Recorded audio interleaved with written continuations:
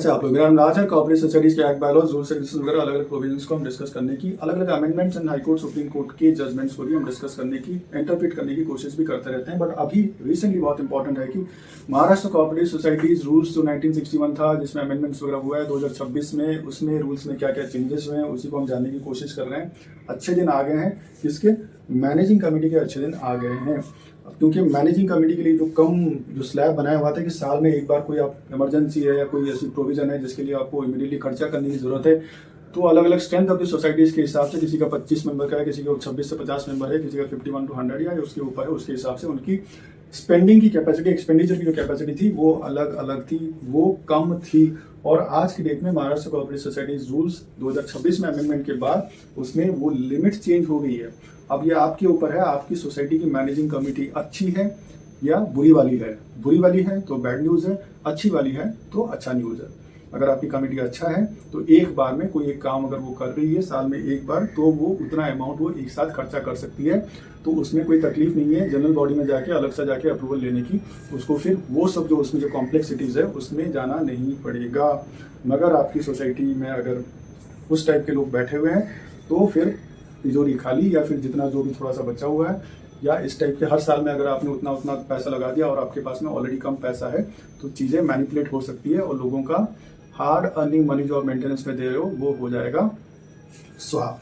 ठीक है, तो चेंजेस क्या है? आज का हमारा टॉपिक क्या है? Expenditure for maintenance and repair of society property limit जो है वो चेंज हो गया, ये आज हमारा टॉपिक है।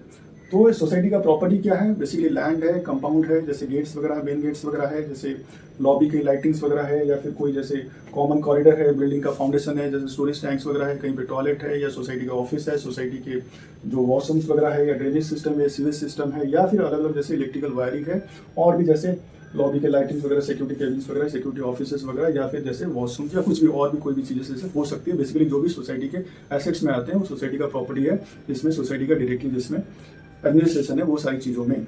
करेक्ट? ठीक है।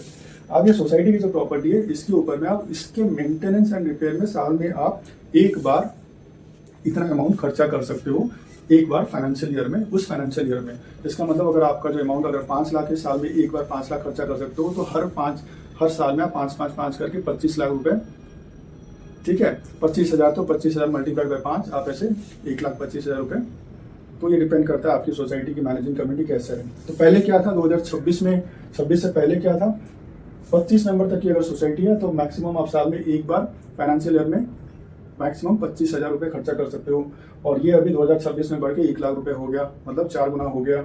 26 से 50 मेंबर की सोसाइटी है तो आप 50,000 रुपये मैक्सिमम खर्चा कर सकते थे 2026 से पहले। और अमेंडमेंट के बाद अभी क्या है, 2 लाख रुपए हो गया, 4 गुना हो गया। फिर उसके बाद 51 to 100 मेंबर्स की अगर आपकी सोसाइटी है तो वहाँ पे आप 1 लाख रुपए ही खर्चा कर सकते। तो अभी क्या हो गया, अभी 2026 में MCS रूल्स अमेंडमेंट के बाद आप 3 लाख रुपए हो गया, बिना आपको पूछे जो भी इमरजेंसी है जो भी है, साल में एक बार मैनेजिंग कमेटी 3 लाख रुपए एक साथ खर्चा कर सकती है। ठीक है, 101 से लेकर अगर 1000 की सोसाइटी है आपके पास तो पहले कुछ था नहीं, अभी ये कितना 4 लाख रुपए हो गया। और अगर 1000 से ज्यादा बड़ी सोसाइटी है, ठीक है, 1001 और उससे ऊपर की अगर सोसाइटी है मेंबर्स की, तो 5 लाख रुपए एक साथ आप खर्चा कर सकते हो साल में। क्या है, managing committee shall be competent, managing committee के पास में पूरा अधिकार है।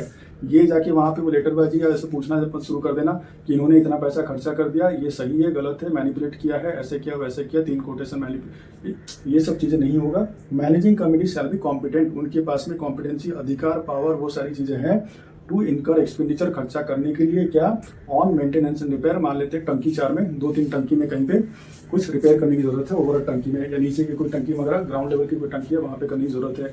3 टंकी से कोई जैसे कुछ भी हो सकता है, पंप वगैरह रिपेयर करने की, बड़ी पंप बिठाने की जरूरत है। मैनेजिंग कमेटी एक साथ जो भी इस लिमिट के हिसाब से सारा का सारा खर्चा कर देगी। आप ये नहीं पूछ सकते कि 3 कोटेशन तो मैं मैनिपुलेट किया है, इसको कैसे ऑर्डर मिल गया। तो सबसे पहले managing committee shall be competent कर सकती है। अब वो कर सकती है में करप्शन आता है नहीं आता है वो बाद की बात है। ठीक है, फिर उसके बाद ऑन मेंटेनेंस एंड रिपेयर, ठीक है, मेंटेनेंस रिपेयर में कर सकती है once in a financial year, एक फाइनेंशियल ईयर में एक बार। मान लेते हैं 2026-27 में, तो 2026-27 में एक बार ही कर सकती है। कितना कर सकती है? Once in a financial year provided that one time expenditure does not exceed, एक बार में जो आप ये खर्चा कर रहे हो उसका अमाउंट, ये जो अमाउंट जो दिया गया है 1 लाख, 2 लाख, 3 लाख, 4 लाख या 5 लाख के हिसाब से, इससे ज़्यादा आप नहीं कर सकते हो। तो उनके बल्ले बल्ले हो गए, उनके डांस हो जाएगा अगर आपकी करप्ट या आपकी भ्रष्ट मैनेजिंग कमेटी है, उनका पार्टी हो जाएगा। मगर आपकी अगर अच्छी मैनेजिंग कमेटी है तो पार्टी दूसरे साइड में होगा, जो सोसाइटी के मेंबर्स हैं उनके अच्छे दिन आ जाएंगे।